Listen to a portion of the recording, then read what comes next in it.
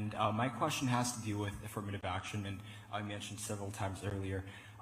In the history of the United States, as we all know, Civil War ended in 1865, and a lot of people think that slavery ended back then, but there was another form that is called indentured servitude that lasted until around the early 1900s, and so this form sort of continued, and then we got the civil rights movement in 1965.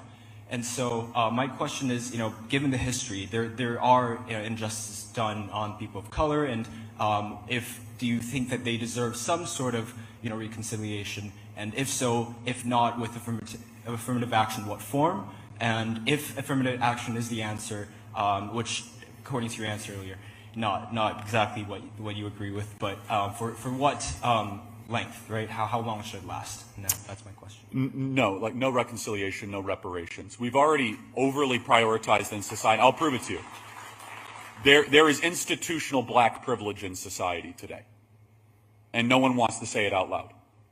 Blacks can get into college with lower test scores. They get more acting contracts. They're literally in every other television commercial, right?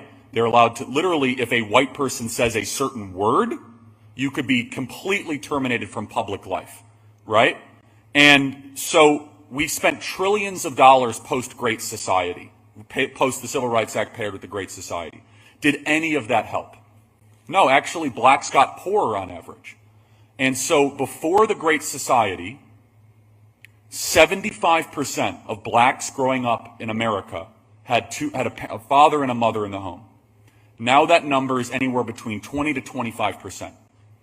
So America got significantly less racist. We spent trillions of dollars in our urban corridor. We implemented affirmative action in our government hiring practices, in our corporate hiring practices, in our college admissions. And yet blacks on average are poorer than they were in proportion to the 1960s. What changed? And the answer is that we are not confident, we're not honestly courageous enough to empower black voices to say, hey, you have to fix the problem in your own communities. It's not about white guilt or white pandering. It's about, how about you stay with the woman you impregnate? How about you stop embracing gangster rap culture? How about you stop listening to music that glorifies the worst part of society? And people are afraid to say this. And Thomas Sowell wrote an entire book about it. And the affirmative action creates race resentment is what ends up happening. And while I acknowledge that, yes, of course there were laws that were unjust in the past, we've already lived under the biggest reparations program in the history of modern society, and it's been an abysmal failure. You want to know what true liberation would look like? Black America taking responsibility for their actions and doing the 3 to 4 things that are necessary to succeed in America. Getting married before you have kids, graduating from high school, get a job, any job, and not committing crimes. This is what drives me nuts about the looting stuff, is that people say, well, it's just a matter of, it's a matter of survival. How about you stop acting like a criminal? How about you stop stealing stuff and we justify it? And the more that we do that, the more we are building a baseline of an acceptance. And here's the thing, just so we're clear. Blacks make up about 12% of the American population. More specifically, black men, 6% of the American population. They're responsible for 60% of the murders. That's a thought crime. You have 6% of the American population doing 60% of the murdering. And yet white people are the problem? No. It's black privilege, and I'm not afraid to talk about it. Thank you. Appreciate it.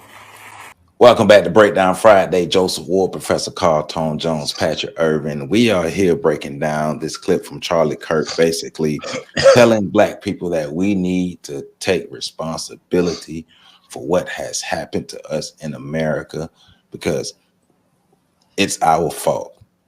Everything that has happened to us is our fault, because America rolled out the red carpet to help fix the wrongs that they have done to us. And we just haven't seen it. Charlie Kirk seen it, but we haven't seen it. And, we're doing a horrible job of taking responsibility and making sure that we take care of our lives and put condoms on and stuff. So we're going to get into this. We're going to break this down, because we got a lot to say about this. We got a whole hell of a lot to say about this, Mr. Charlie. So it's funny, his name Charlie Kirk, Mr. Charlie. So Pat, You already own one, man. So look, go ahead and start with you, man. What are your thoughts on what Charlie Kirk was saying about basically, black privilege and black people needing to take responsibility for what has happened to us in America?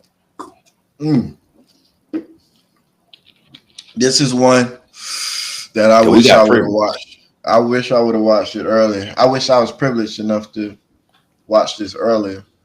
Because black privilege.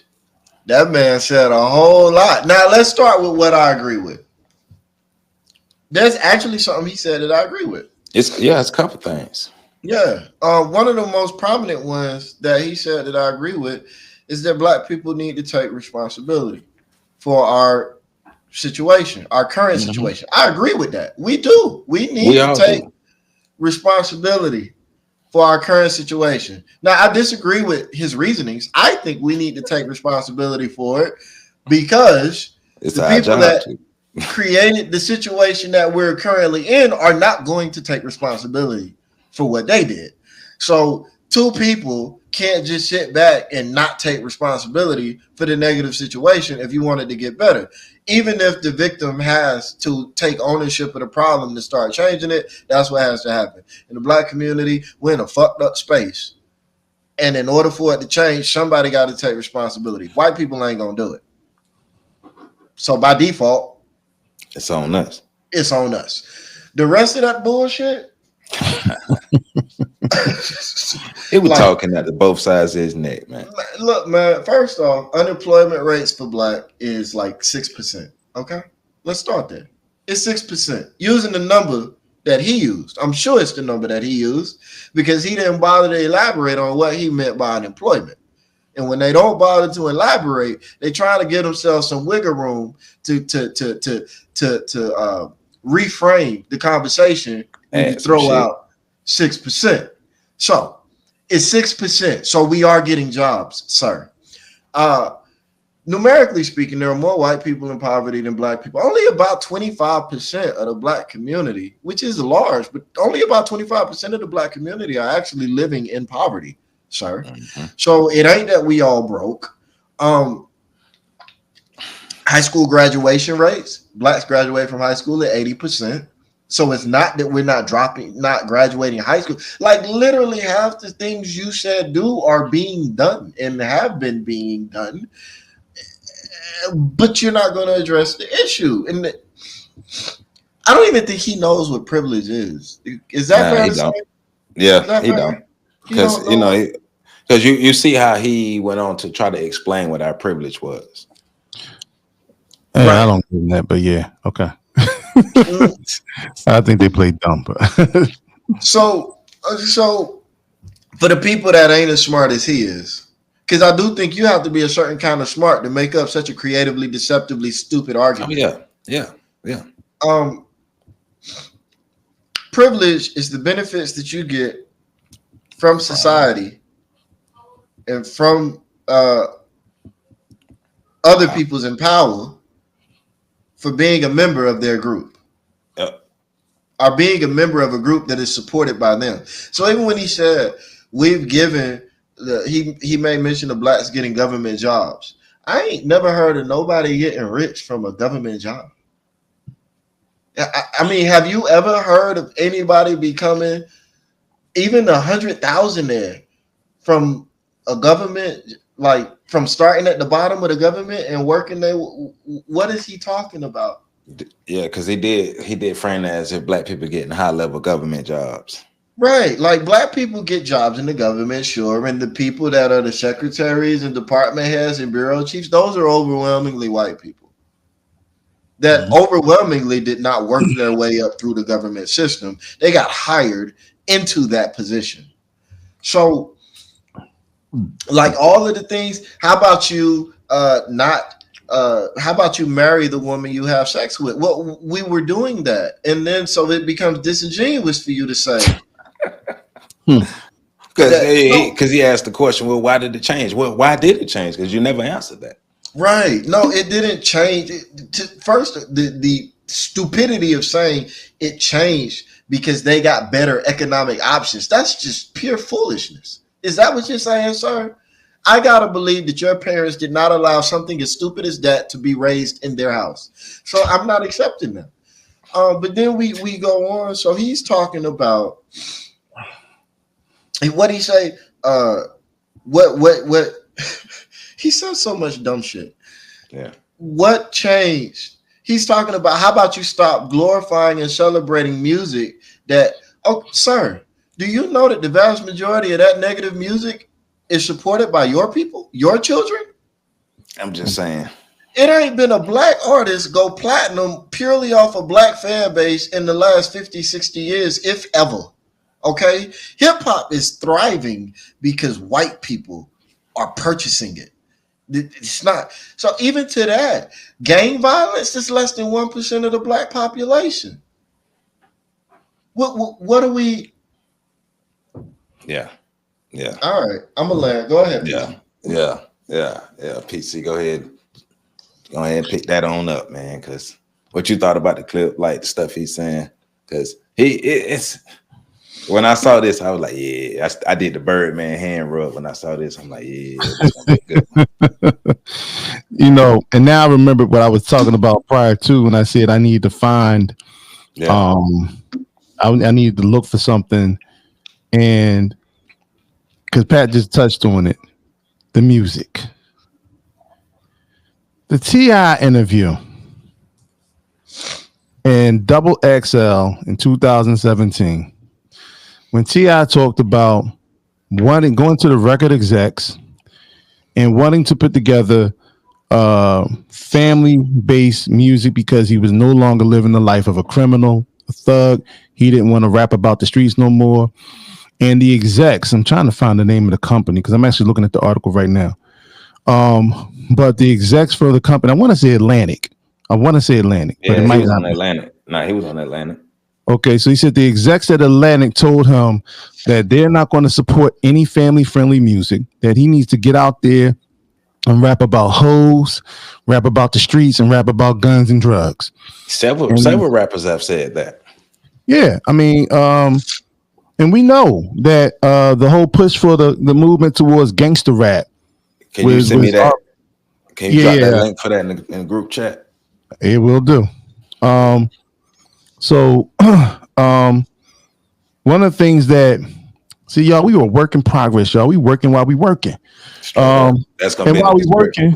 Make sure y'all start hitting that super chat, man. Y'all got me hit that knocking like over button. shit. In that. Yes, please hit that like button. Hit that super chat, please. Support. Like button, super chat. I'm gonna fix up my background a little bit over here while we talk.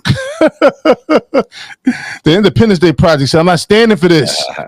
So, but yo, man, what a time to be white, man. It must be freaking horrible, you know, to be white with all this institutional black privilege we have, bro. I mean, you would have thought we had a black president, and a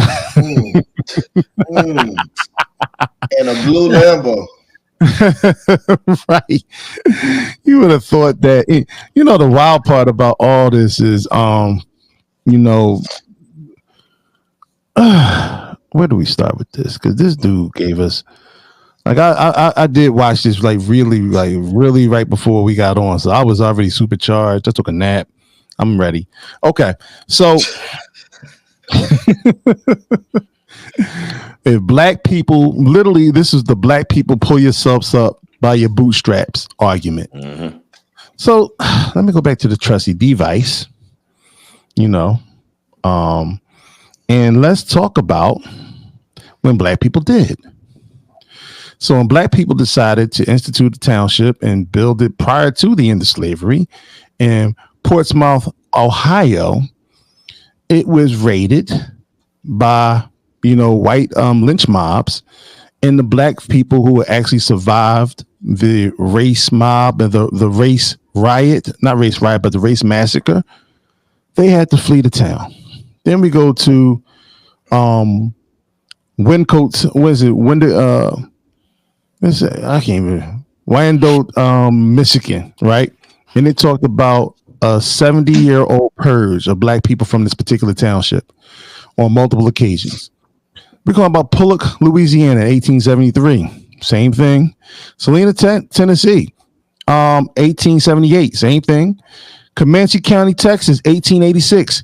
Same thing. And all these men, most of these townships, by the way, were under siege. Now, these are the ones that were under siege based on the accusations of a black man assaulting a white woman. Keep that in mind as we continue this, because this has been a consistent pattern of behavior when it comes to things, i.e. Bill Cosby, so forth. Now, I'm not defending the man, but I'm just saying the pattern is still the same. Accusations without any proof. Okay. So then we have Paragould, Arkansas, which was raided several times, several race riots between 1888 and 1908. All right. Lexington, Oklahoma, 1892. All right. Blackwell, Oklahoma. And this is the show because we always talk about Tulsa. There were over 57 black settlements in Oklahoma alone after Reconstruction. All right. Let's see. Monet, Missouri, June 20th, 1894. All right. Black man lynched whole town. Black town expelled. Black man is accused of killing the white man during a fight. So a fist fight. Somebody got the ass whooped. Didn't survive. Next thing you know, repercussions for the community. I can go on. Linton, Indiana, 1896. Elmwood, Indiana, 1897. And we all know about Wilmington, North Carolina, the Wilmington riots, and which is the only time supposedly in American history prior to 2021 where you had armed white folk running up into a state assembly and effectively pulling a coup d'etat, removing black elected officials from their particular seats of power and their positions in that state. So we can go on. Panna, Illinois, 1899. Carterville, Illinois, 1899. And we didn't even get to the bloody summer of 1917. It was the bloody summer of 1919. We didn't even get to that. All right. I mean, the list is going on and on and on. All right. Joplin, Missouri. We know about that. Wild, Wild West shit going on. Mississippi flooded, Seneca Village, all these different things that have happened over the years. It's happened multiple times to black people, which impacted us being able to build generational long-term wealth. Considering that black people started at less than zero, right? Less than 1% or less than 2% of the nation's wealth at 1865, right? That's including North and South, whether you were enslaved or not. Now we talk about times when black people started to build wealth about this country. And you're right, Joe, because the only ones I just read off were the ones that were destroyed by race mobs. And we're not talking about the changes of infrastructure, how black townships were where black people were evicted so you can build Central Park. Red line, but and then we talk about gerrymandering policies that are put in place to make sure that certain districts don't have the ability to vote for their best interest. All right. When you circumvent their power, when you circumvent their votes and so forth. We have all these different things that took place. Meanwhile, and don't forget the grandfather clauses. We did the show on the stolen farmland, and I think it was over like $329 million stolen in farmland now. Yeah. On top of that, black folk had to earn their freedom. Merit to the 1717 law, I think it was 1770, the 1717 policy of meritorious manumission, somewhere around there. Forgive me if I get the date wrong, but where black folk actually invented shit and used it as parcel to negotiate their freedom, as white folk got wealthy off of it. So hold on, I told you, man. Let's talk about this. Let's talk about the separation of the black houses, because he talked about the Great Society policies that were put in place, supposedly affirmative action. That was supposedly affirmative action. How did white women get roped into being minorities at that particular time? Right? How did that happen? It was white women. Right. Yeah, and now minorities are everybody who's not a straight white male. Right. So even white men are now identified as minorities. And so they don't even have to be gay. They just have to say they're gay. And they can fall in line with that. So there's everything you looked at was an attempt to circumvent any gain that black people would get to sort of that's the actual part of reparations, right? You are supposed to repair a wrong, repair a damage. When America bombed Japan, they had to rebuild Japan. The reparations package for rebuilding Japan and paying the Japanese members who became Americans here and were placed in internment camps for, less than 4 years, right? I'm not taking anything away from that. They also got paid. They recently got $1 million payouts a few years ago. So, and it's funny, right? Because there's another part of that clip where he talked about Asian Americans being the model citizens and this, that, and the other. And the funny part about that is if you go to China, China's been having the biggest revolts since before 2020. The young people in China have been turning up. All right. They over there and everything. If you talk about Korea, well, what part of Korea, north or south? Because in North Korea, if you don't have a picture of the prime minister, who is basically the emperor, if you don't have a picture of him hanging in your living room, it's punishable by death. All right. So we talk about all these different things and you leave out one thing. Not one of these groups were policies and laws put in place to disrupt their ability to coagulate. What? To disrupt they all come with a culture in place. We don't have that benefit. Every time you looked, black families were torn down, torn apart. You had slave making plantations on Barbados where they actually taught and trained how to disrupt the black family. You had black children taken from their families the second they were born, put on auction blocks. You had black men removed from the households because they were found that if black men stayed on the plantation, that the children that came up under him would be more likely to be rebellious. Then you put situations in place where you create laws and policies and welfare, the Great Society plan, the no man in the house rule. White folk didn't have to do that. White men got welfare benefits. You got the GI bills that were put in place to give them millions of acres, gave them access to land grant colleges. Dr. King talked about this in one of the speeches right before he died. So, we have all this shit. And then on top of it, you had operation government programs that were put in place since the 20s to disrupt ineffective leadership in the black communities. Let's not forget the origins of the FBI prior to the FBI was put in place to stop Marcus Garvey's movement. The first agent and counterintelligence agent of the precursors to the FBI was supposedly Marcus Garvey's best friend. All right. So we've had COINTELPRO operative destroying and disrupting things in our community from the inception of any time that black people tried to organize and build their own black power. So he wants to talk about black liberation. How about y'all just get the fuck out the way and let us liberate ourselves? Nah, dog. That'd be too easy. That'd be the process of that. Yeah. Let's not forget that in those black power meetings, unfortunately, this is why I blame us. Too fucking friendly. Letting everybody we didn't keep them out. Let everybody else in. And therefore, you had the Gloria Steinems of the world poisoning the minds of our women to create a part of feminism that didn't exist prior to, which also led to the disruption. You don't hear any other group talk a group of women, Asian women, Latino women, Jewish women, white women, Arab women, Caribbean, whatever. You don't ever hear about them talking about being strong and independent. None of them ever separated themselves from their men, but black women were taught to separate themselves from black men.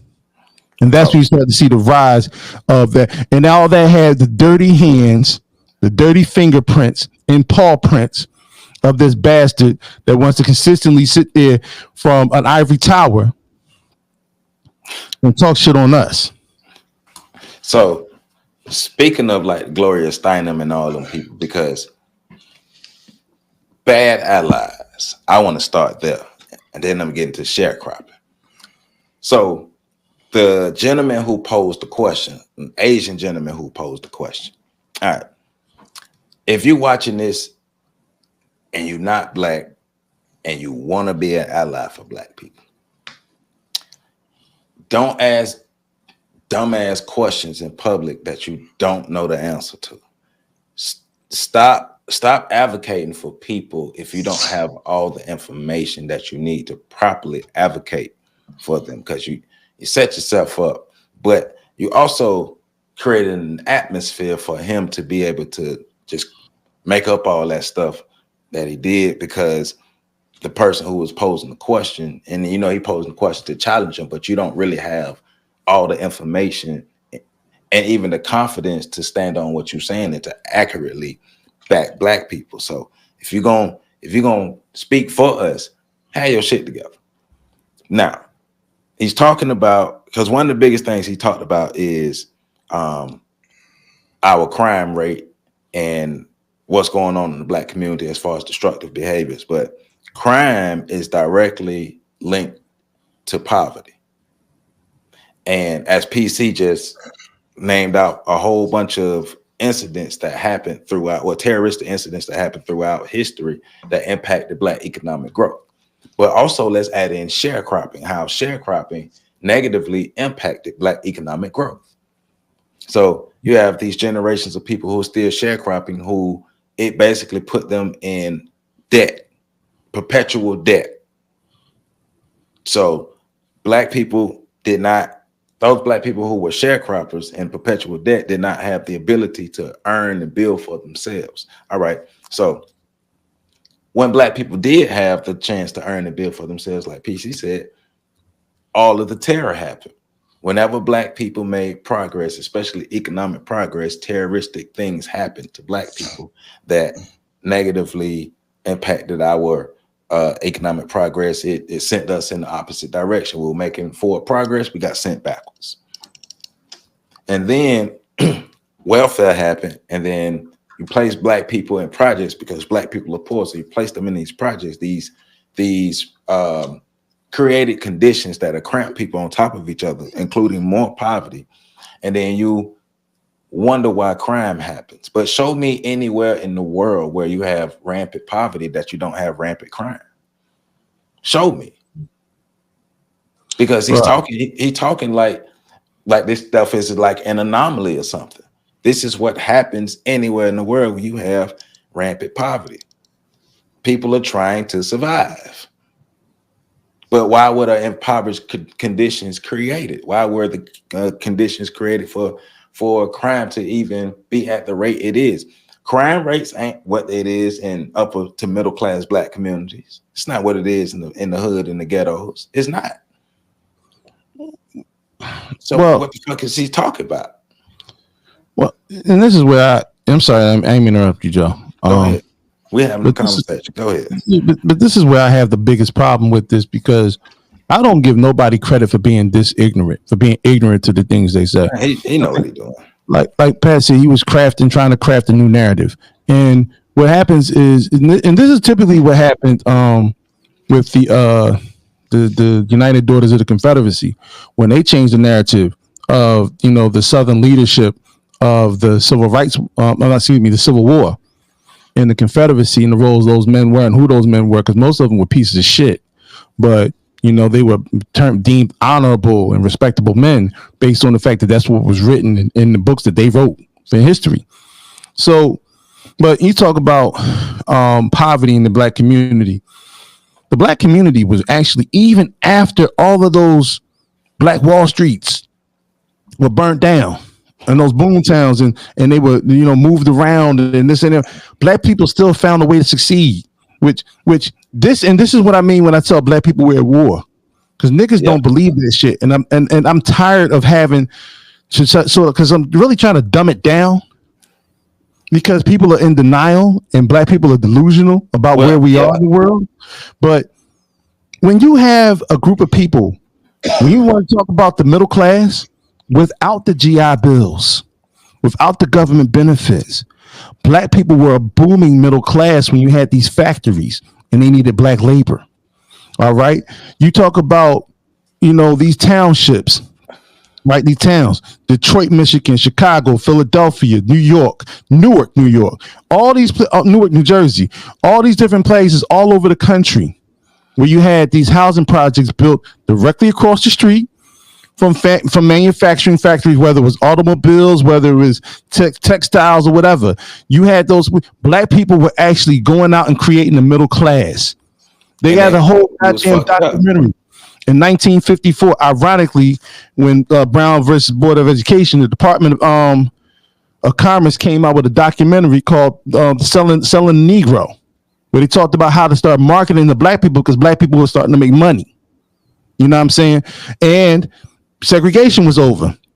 So now they were opening the floodgates to the black economy. And black people actually fueling this economy. You remove those factories, and then you start the war on drugs, right? And you start bringing in tons of heroin and flooding those same black communities. So you basically replace the economic stimulus plan. The drugs become the economic stimulus plan.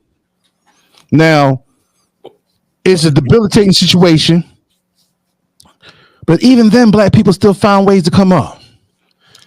When you talked about the sharecropping. Sharecropping didn't enter they talking about, now I just looked up and said the 30s and 40s.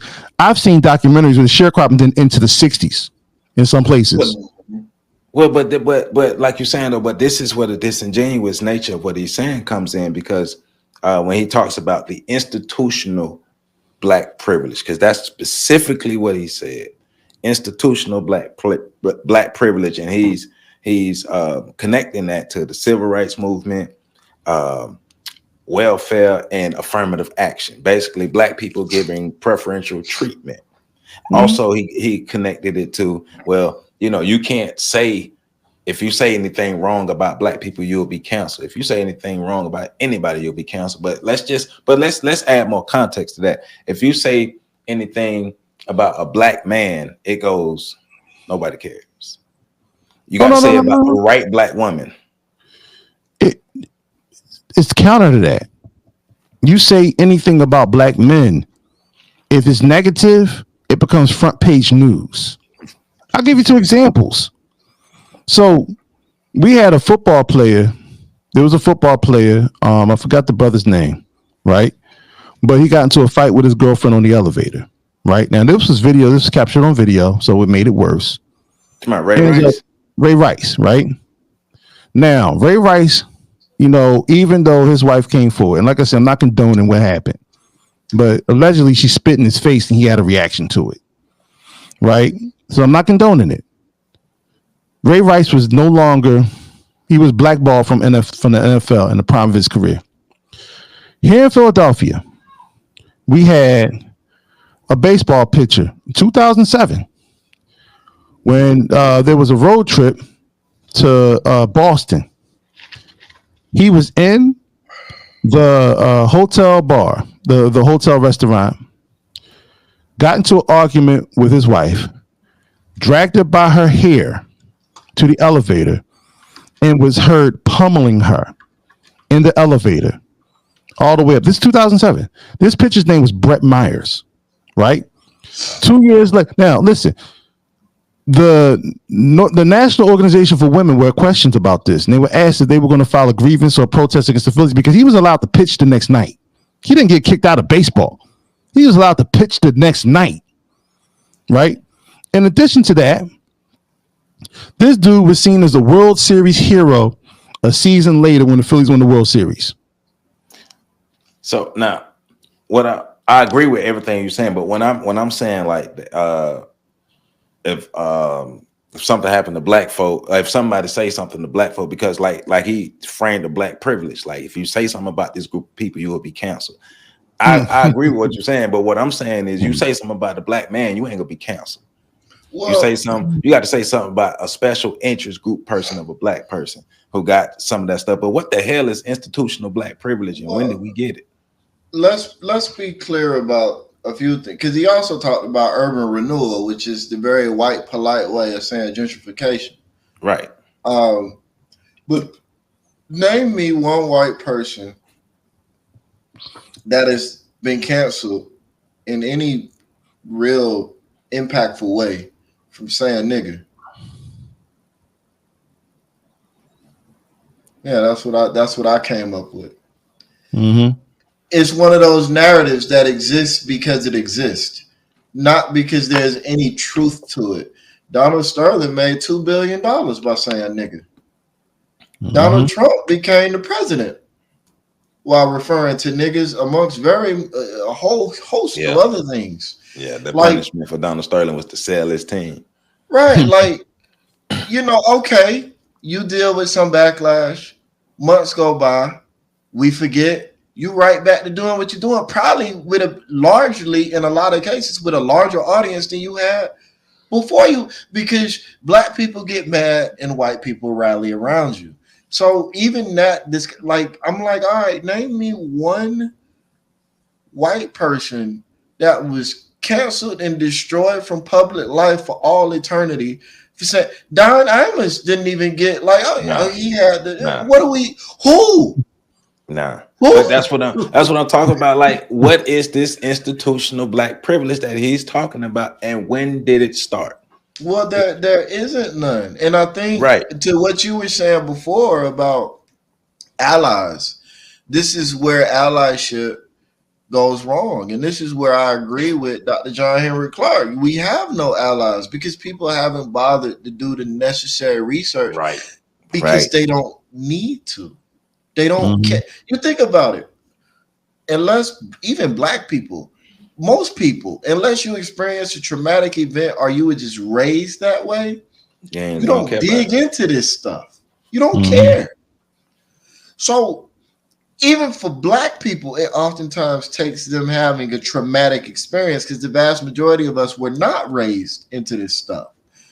So why would I expect an Asian person to do that kind of legwork? Why would I expect a white person, any of the BIPOC or POC or Tupac Shakur, any of them? Why would I expect any of them to do this kind of? But if you don't do this legwork, you can't be an ally.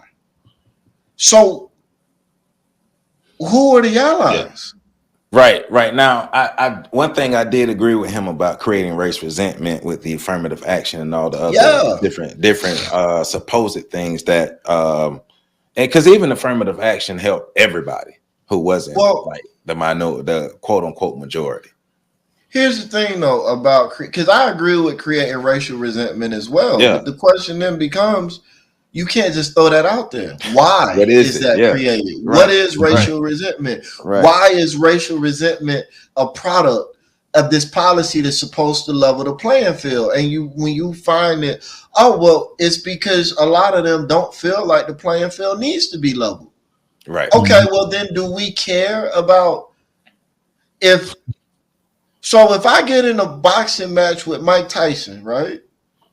And they say, all right, Mike Tyson, but you can't use either one of your hands until the last 30 seconds of the 12th round of the fight. And he gets mad and it's like, this ain't fair. This ain't fair. He's losing his mind. And I'm like, seem fair to me? Yeah.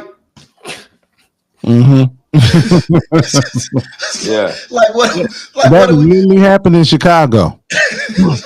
No, but you're right though, because but that's a part of the maintenance of white supremacy, because he also said that America is less racist today. No, let's rephrase that. America expresses racism, and racism in America is different. It's operated different. It refined itself, like we keep saying. So you're not going to, today's racism does not look like yesterday's racism. Stop looking for that. Look at it more like he talking about institutional. Yes, that's how you look at it, institutional. But don't talk about no black privilege, because I've been black all my life and I didn't know I had these privileges. So. Well, ask him how many of the people that are doing what he do is black. Candace. They fired her. Well, actually, I found out. I don't think she got fired. I just think they took her off the show. But not from what I've seen, they got into it with her because over disagreements over what's going on in Israel. Oh yeah. I mean, tomato tomato with that situation. Okay. But because this is the Daily Wire, which brings me up to the next part. Why would an ally of the black community be in the crowd of a conference being held by the Daily Wire? And it seemed like that he might have been planted there to ask that question, because his follow-up question didn't lend any support to the black community whatsoever. Nothing he did. Right. Talk about civil rights and all these other things. All right. So what about it though? Yeah. So that seemed like an opportunity, because it also looked like Charlie Kirk was ready for that. So he was. So it seemed like that was a planted situation. Which, okay, cool. Now that we got it out there, like we've been saying, Dr. John Rick Clark said we have no friends, and Malcolm X said we don't need any friends. And look out for the liberals, right?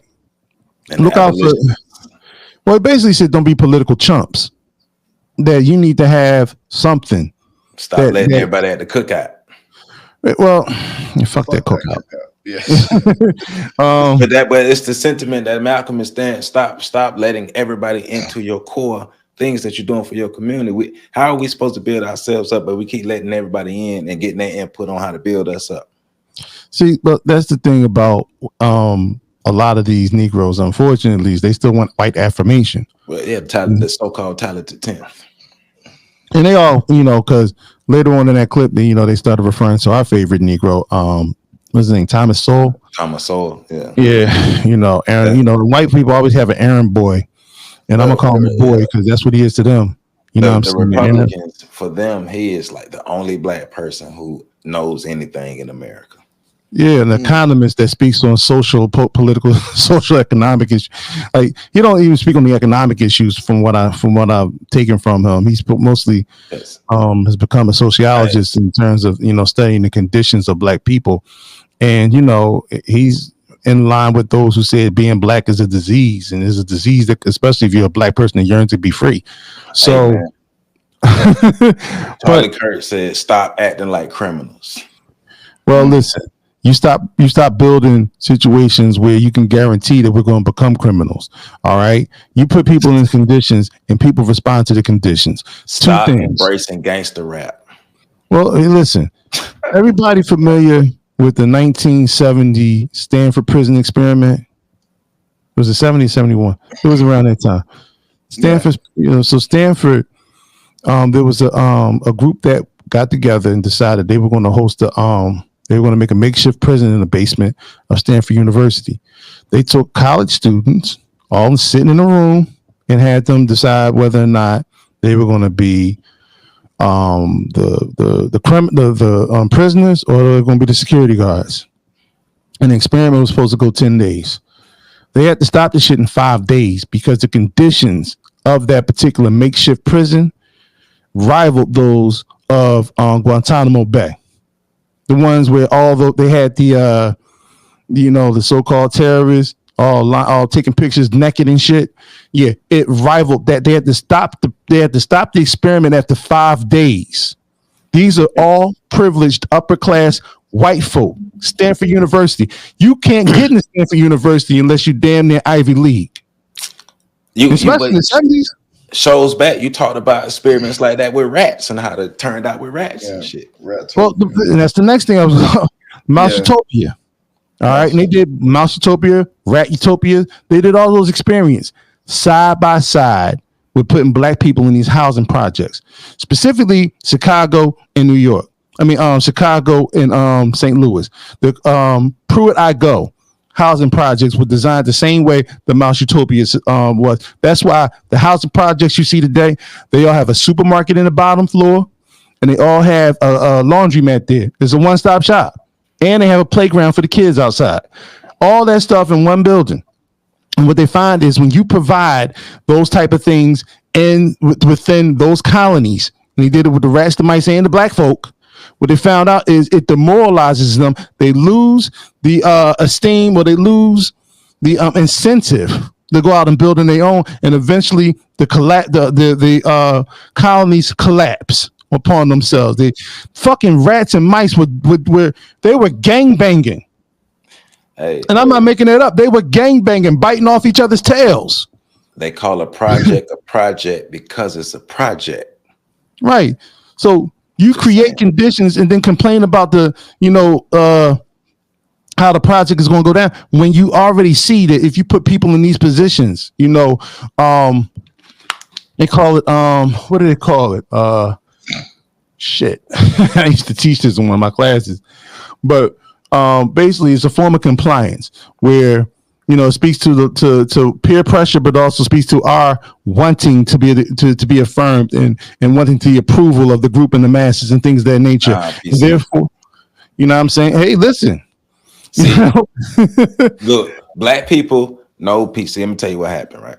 See, you right, but you not right because you ain't right in Charlie Kirk way of being right. Because black people just woke up in 1965 and said, you know what? We married at an 80% rate. What's wrong with us?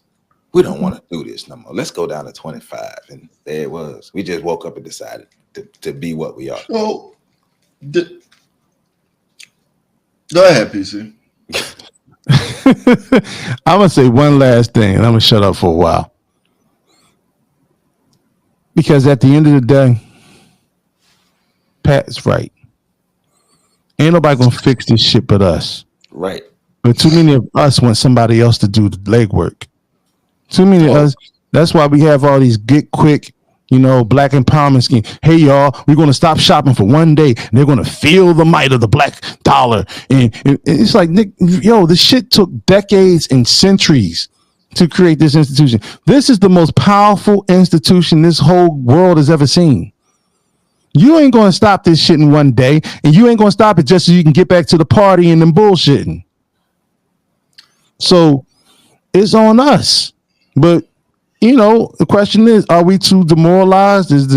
Are we too far up the road? Those are the questions we seem to ask every other week. Yes, for the majority of us, yes.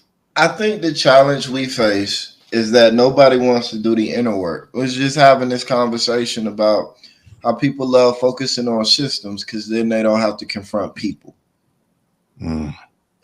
And that's what we deal with in all realms. Like, and it really plays itself out because the 25% of the black people are impoverished, right? Then you have another maybe 15 or so percent, roughly, I could be wrong on those numbers, that are what they consider working class poor. That's where most of the black nationalists live. Mm-hmm. Yeah. They right above the absolute broke people, but they're not quite middle class. They're only black nationalists, and we've had this conversation before. They're only black nationalists because of where they are. Job. Right. Yeah, when they get a good job, it's over. As soon as they find a pathway out of their current situation, all that black nationalism shit, man, I did that shit when I was younger. We've seen it. For years we've been with the cycle. That shit is more accurate than the sun rising. Right. That is just. Remember, I'm going to get you, sucker. And he went down to the black nationalist front. Yeah, and came out with a white girl. He went down there with guns, and they came out with jobs. He's a slick one. Government jobs, and we see Charlie Crispy doing it on stage. Like, this is the problem that we're having as a community, is the fact that we don't want to do the inner work that's required, because we're still hopeful that we can find a better position. And that's where I say, this is why I say we're done, because any one of the black people we celebrating now, right? Dude, Charles Heston, Charleston White, right? Pro-black, till he got money. He said himself. Oh yeah. I had to think who Charleston White was. Okay. Yeah, I ain't even slandering the man. The man has said it himself. This is what he said. I heard him say it myself. Yeah, I saw that. And there are so many. Candace Owens is another one. Like the celebrity that white people love to worship all the way up until, she's another one. was all the way in it until she saw a pathway to something else. Now, she had a situation, but if she was really what she was, that situation, she would have been able to say, that's just these black people being silly. No, she couldn't do that, which tells you that the inner work wasn't done. And so when we get into these like conversations, like that's why this shit ain't gonna ever work. Because if you really want to shut up a black nationalist, give him a couple $1,000. Give him a good opportunity. Hey, yeah, and tell him to come make 80,000. Right. Give him a couple $1,000 and tell him to come back. Come back in 2 weeks. I got more for you. Yeah. Give him another couple $1,000. All right, this time I need you to do this, this, and this, and then come back in 2 weeks. Give him another couple $1,000. Oh, and you know what? Once a year, fill out this form, and I'm gonna give you more money on top of the money you're gonna get every 2 weeks. But you got to keep coming back.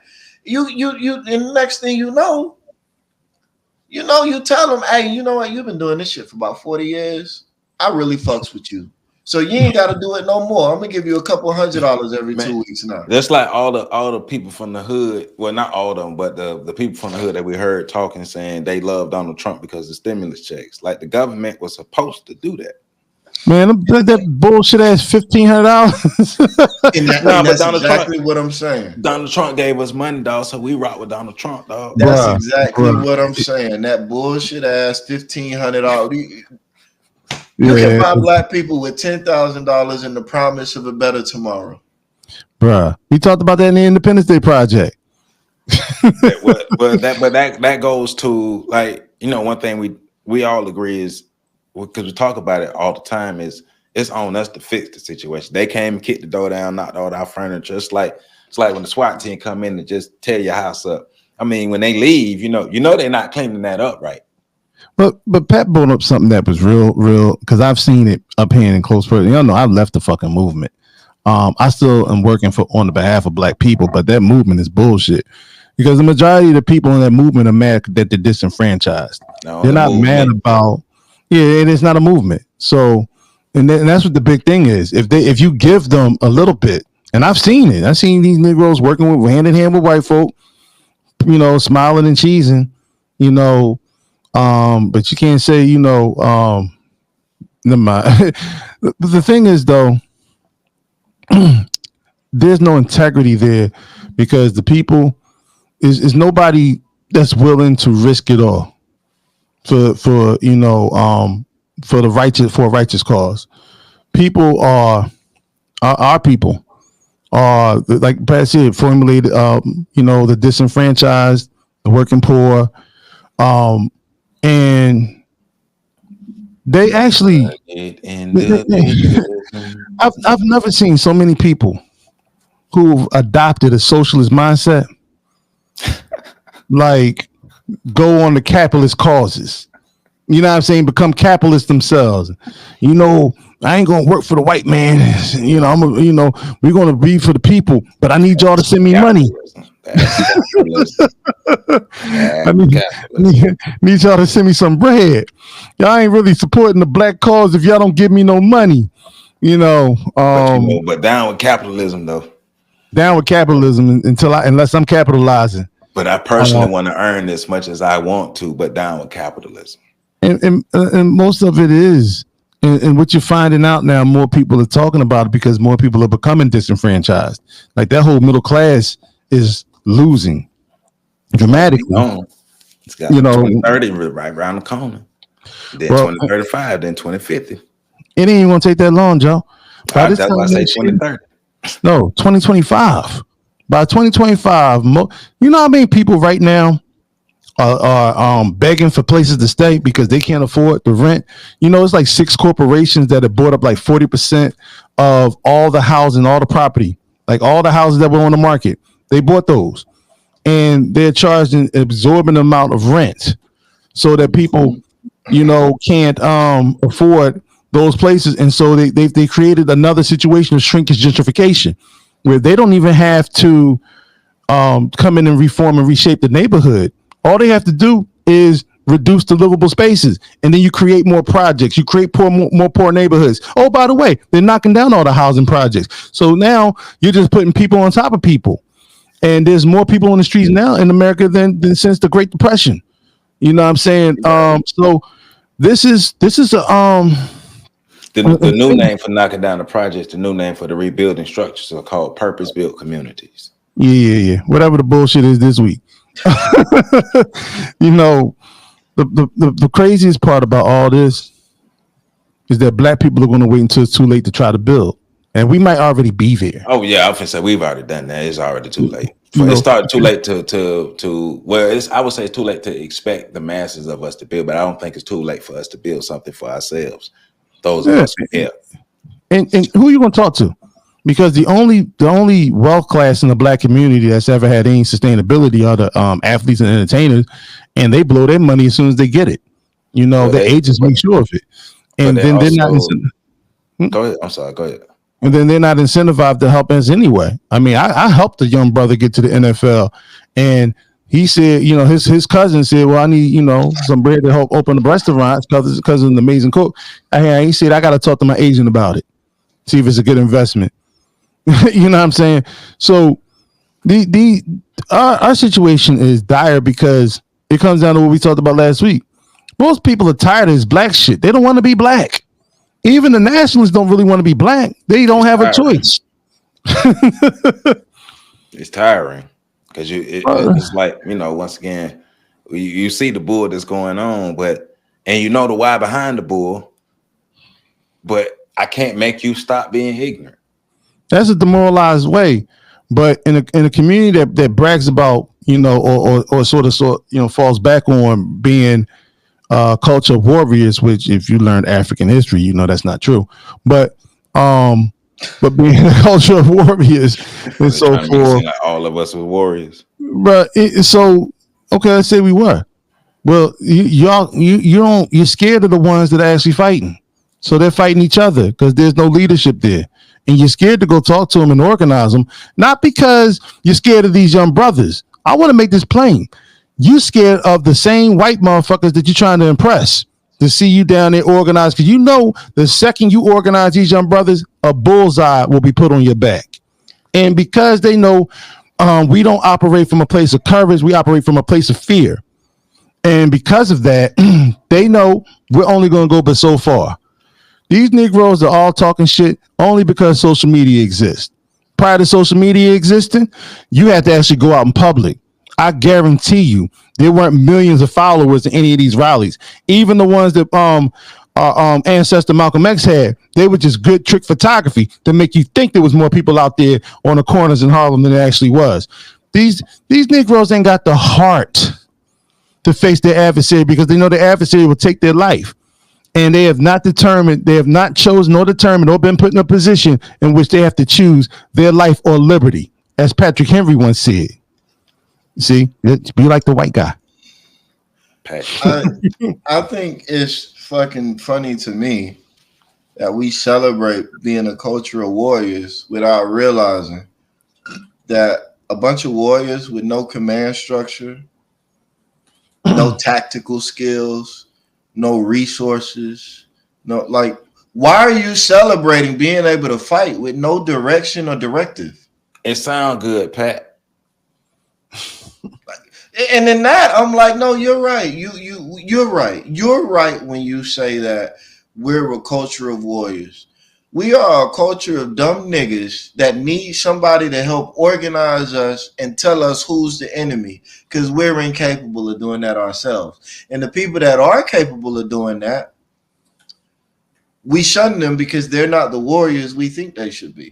And see, I can make up dumb narratives too. It's not hard. So I just go ahead, BC. No, I'm just saying because you made another point earlier. That you give these cats a couple $1,000s and it changes their life, their whole world purview. Look at all of the former leaders of the Black Power struggle. Many of them have become college professors. Many of them have become mayors. politicians and so forth, business owners and things of that nature, and have changed their whole thing. Some of them are now more anti-black than the white people we need protection from. You know, I'm not going to say no names. Some of the major figureheads right now, and they all got book deals. So imagine that. Once again, these socialists who, you know, championed Lenin and all that bullshit are now trying to profit off of their experiences by writing about their experiences and earning some capital. Which, by the way, a capitalist society can only exist if you have two polar communities, two polar societies, one very wealthy and one very poor. And the only denominator is that where is the median there?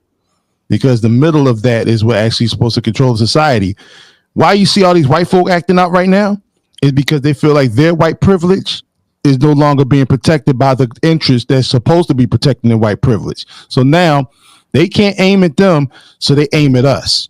And it's up for us to, you know, see what time it is and do what we need to do. Yeah, I want to say this. I am targeting black people a lot with my comments because I want us to do better. I'm not even addressing Mr. Crispy. Like, fuck him. That argument.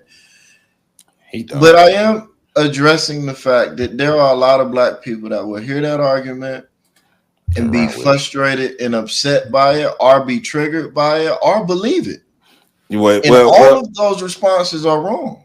Well, yes, great point.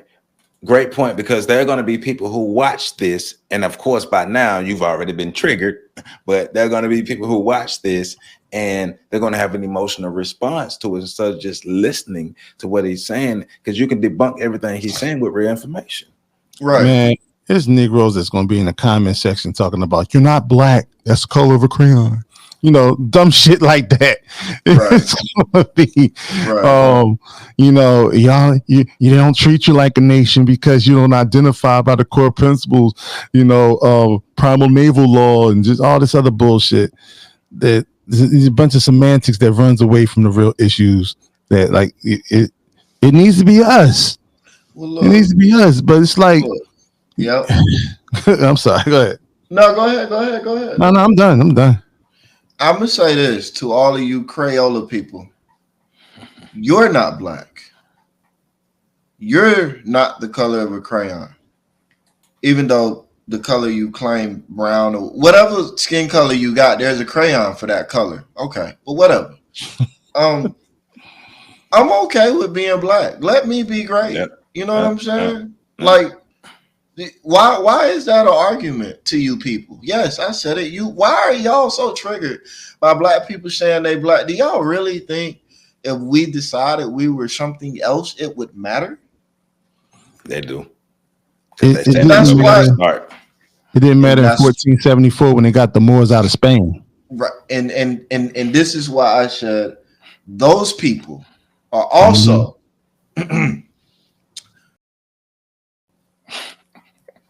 because you're essentially making the same argument as this stupid man, that you're just spitting out a narrative, even though the facts are contrary to everything you're saying. There's been no period in American history where black people said, I'm not black, I am this other thing. And white people said, oh, my apologies, oh, dear great Negro of this other thing. No, they said, well, what the fuck would you call yourself? You're a nigga to me. I didn't even call your black ass black. I called you a nigga.